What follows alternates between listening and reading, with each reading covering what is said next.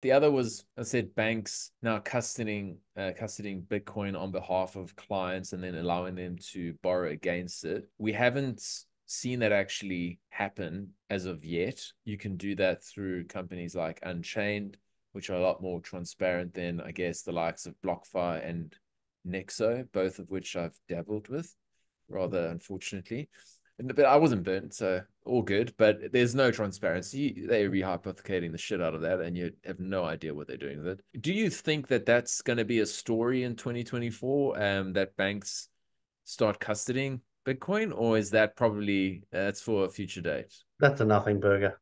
I don't think they're going to do it Really, huh? because, yeah, no, I don't think they are. And two reasons on that.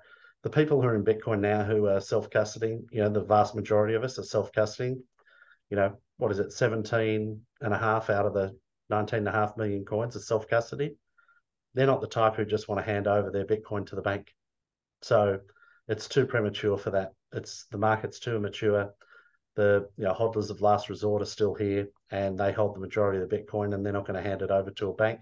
And it takes time for the ETF to filter through, and this is where the proxy for a bank holding it is an ETF holding it, and that's running on the existing finance rails or financial rails that we've got that everyone's accustomed to when it comes to, say, the US with their pension system, the UK, the pension system, Western Europe pension system, and our superannuation system.